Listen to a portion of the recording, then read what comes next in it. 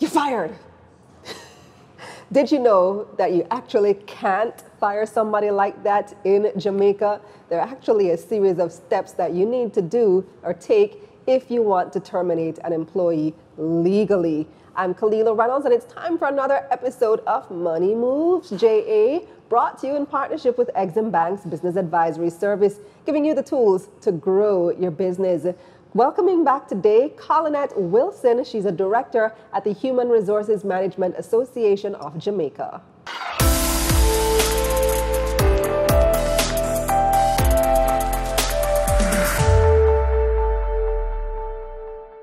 Welcome back, Colinnette. Last time you were here, you gave us a wealth of information about how to hire somebody, good practices for hiring. But at some point in your business, you may reach a point where you need to let an employee go for whatever reason, maybe economic downturn, or you and them just, aren't seeing eye to eye, or something kind of shady happened. So how do you legally fire somebody? Another great question. How do you legally fire? So for most companies, you don't really want to fire somebody. But yeah, it does get to that stage at times. And so the law prescribes certain ways to fire somebody. So you have a few scenarios. For somebody who is just starting out in the business, you have what we call a probationary period. And for most persons or most organizations, that's 3 months or 90 days. And so in that 90-day period, you have the right on either side, the employee as well as the employer, to call it quits. So in truth and in fact, the employer can fire somebody during that probationary period, and no questions need to be asked. There is no obligation there, strictly speaking. After that 90 days, even if the person is on probation, you do not have that right to just fire somebody like that. So, like I said, there are a few scenarios. You may point to something that the employee has done wrong. So the employee may have stolen something from the business. You see them on camera and you say, oh, this is contrary to what you were employed to do, or employment. That's putting it nicely. Yeah, or employment book speaks about this. And so really and truly, you ought not to be here because you have stolen, other persons have seen you. But no, you can't just fire them like that. Really? No, you cannot. No, not like Donald Trump does. We don't have that option. So there is a process that you have to go through. So you have to invite that employee to a hearing. What you can do, however, you can suspend that person. And you can suspend them with or without pay. Most companies suspend them with pay to make it easy in the proceedings. But you can suspend that person, and then you have to now schedule a hearing. So you have to give the employee an opportunity to be heard. And that process, it can be a little technical, but you want to ensure that you are covering all the bases, because if you do not, you may end up in a situation where that employee sues you and you have to pay them, or you may have to re-engage them. And if they're out of the organization, you may have to pay them for any time out. So, it is something that Even if they were caught on camera stealing. Even if they were caught on camera stealing, and the boss is walking in and they're walking out with a half of the business, you still have to do that hearing. And in the hearing, they have to get an opportunity to be heard. And at the end of the hearing, they usually have an opportunity for an appeal, so they may think that you didn't treat them fairly. Because so even after the hearing, you still can't say you're fired at the end of the hearing? You can say that you're fired after the end, but what you typically want to do is not tell them during the hearing, because it may seem that it was premeditated. You may want to go back through your notes, have discussion with other persons in the hearing, and then come to a decision. And then you communicate that decision with the employee afterwards, and you communicate it in writing, right? So if the steps are not followed to a T, then the employer is going to be in trouble with the law. Does there have to be a specific number of people at the hearing, or it could just be the employee and the boss? So different organizations may have different number of persons on their panel, but I think ideally you'd want to have at least 3 to 4 persons, because the employee must have the opportunity to take somebody along with them. And so that's already 2 spaces. And so employee? the employee, Or they're allowed to have somebody they else are allowed to have somebody. Like a witness or a character Yes, person? yes. They could choose a union delegate. They could choose a family member. They just could choose anybody. They could choose another colleague at work, but they have the right to have somebody at the hearing with them. Oh, okay. What if you're a very small company, 10 employees?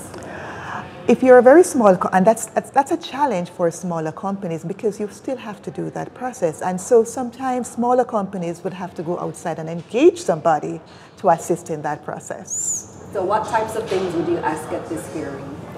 At hearing, you would put to the employee, usually, the argument that has come up. We have noticed, based on this, that this is what has happened, and please explain for us. And so you give them a chance to say what actually happened. And so at that time, after you have allowed them to speak, you may ask questions of the person. And the person, usually, you expect them to answer. Sometimes it can be difficult, and some employees may choose not to answer and to stall the process. Some persons may have a union representative with them who may want to advise or who may want to speak on their behalf. Usually, that is not how it ought to happen. They should not be speaking on the employee's behalf. The employee should speak. So it can be a process, and sometimes there are tactics which are used by the employee to stall the process and to frustrate the employer. And if it's a small employer and you have to keep going outside to pay somebody to come and sit on the panel, it can be problematic. But there are ways, and usually if that happens, you may choose to write the employee, you may choose to say, we had the hearing, this is what has happened, and you try to bring it to an end as quickly as possible. So let's say it's a performance issue, should you ideally give them a warning first before you come to that whole firing process? Yes, that is good practice, and most organizations will have what we call a grievance procedure. And that pretty much tells you when the employee has committed a breach, for argument's sake, how it is treated, right? So it depends on what it is, because some breaches are more damaging than other breaches. So you may have an employee, for argument's sake, who come to work late. And the rule may say you can come to work late maybe 2 times, maybe 3 times. After that, you may issue a verbal warning. And if it continues, you may have to write to that employee. And if it continues beyond that, you may have to suspend. So there are stages. It's kind of progressive discipline in a sense. You don't just get up and fire somebody unless it's really egregious. It's going to be inimical to the interests of the company or to other employees. Because remember, we spoke about the company having the responsibility to ensure that it's a safe place of work. So if you have, for argument's sake, an employee who creates problems in the workplace and make it unsafe for other employees, then the employer have a duty. They have a duty to act and to do what is best for the population. Right. Absolutely. So there is a progressive system of grievance and how we treat with it. What if you just don't like the person? You're the boss and you just don't like this employee, they don't get along with the other employees, their culture doesn't fit with the company's culture, and they do the work fine, but they're just not gelling. And if you have your eye on somebody else now that you want to fill in the role, can you fire that person? That is not good enough to fire the person for, because if you just don't like the person, we're human beings. There are persons who you will like and some you don't like. And so in the workplace, and this is why HR, we try to guide persons, don't focus too much on that likability. It's really good to have it, but focus on the employee and the quality of their work. So it's not good enough to say, I don't like you. They're annoying everybody else on the staff. Nobody can stand this person at work. If they're an annoyance, then there are different ways to deal with it. You may refer the person to counseling.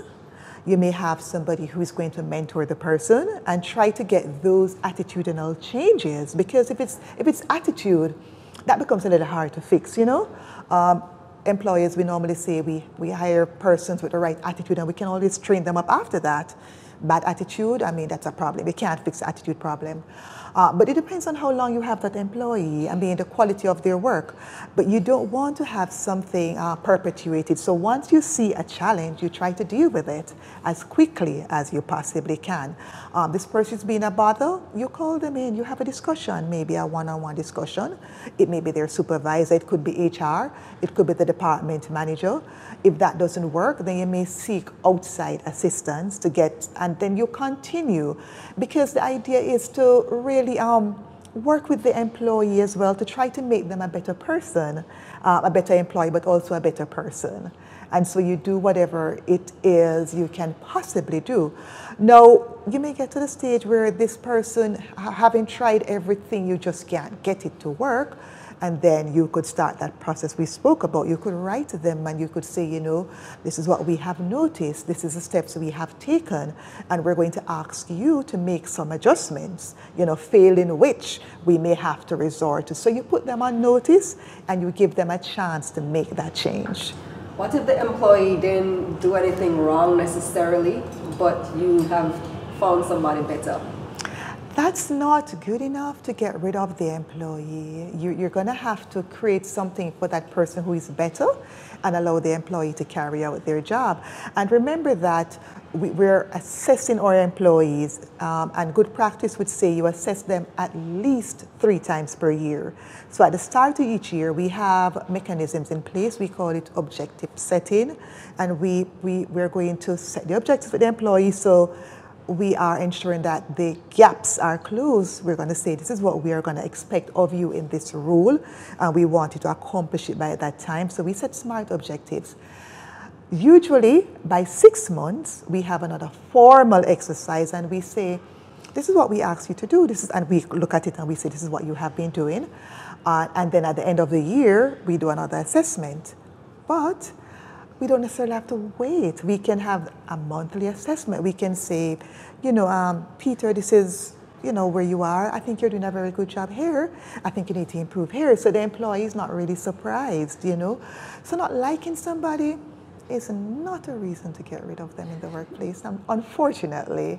You know, and we have to do that because we have to ensure that the workplace there's equity and there's fairness for everybody. Is there anywhere that we can go to find guidelines, legal guidelines when dealing with termination? Oh, absolutely. The Ministry of Labor will be able to assist in that area. They have persons who are experienced and knowledgeable enough to assist in that area. There is the association HERMAJ, which I'm affiliated with. So HERMAJ, we can always offer advice of that nature.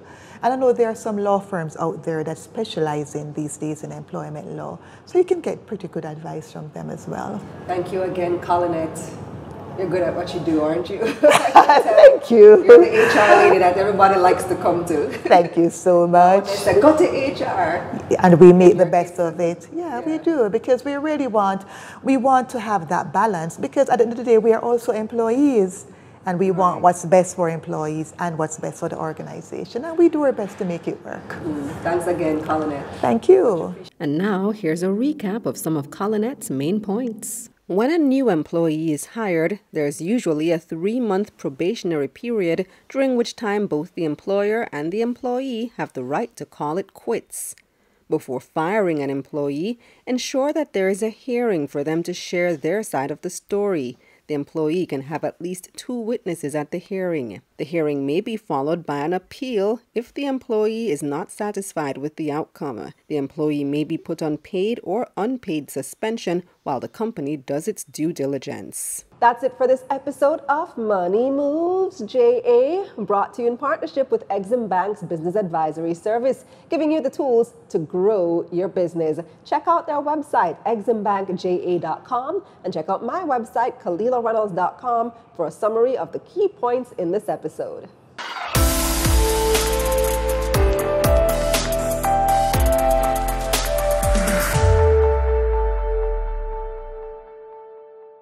Let's get this money.